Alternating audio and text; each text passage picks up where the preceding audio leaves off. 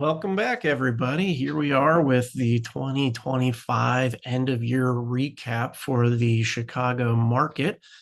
Just wanted to go ahead and thank everybody for what was the biggest year that my company, the Chicago Nelson Project, has had yet to date in real estate. So we were able to help quite a few families this year, achieve their real estate goals, first time buyers, upgrade sales and purchases, some downsizing, some renters, a whole mix of people in the market there. But just wanted to give you a recap here. In the email, you're going to get all the details, but essentially 2025 was a another year where supply improved, competition kind of cooled at the end of the year, which is pretty typical.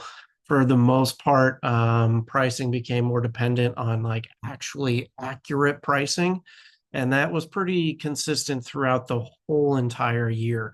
In the spring market, things do tend to get a little bit more crazy, and you see those prices come up, 1, 2, 3%, depending on what market you're searching in. But we can look forward to having more of that happen again here in 2026.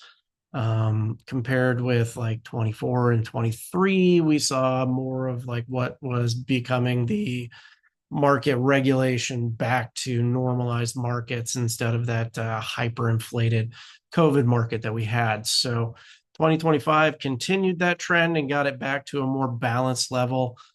Pretty even competition throughout the board. And we're thinking more of that could happen in 2026.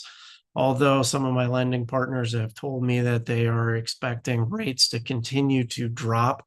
Right at the end of 2025, we saw a 3-year low on interest rates, some at the high fives, low sixes on percentage points for your mortgages there. Which, if that trend continues, we could see middle fives, maybe a low five here in 2026, maybe by like Q3 or something like that.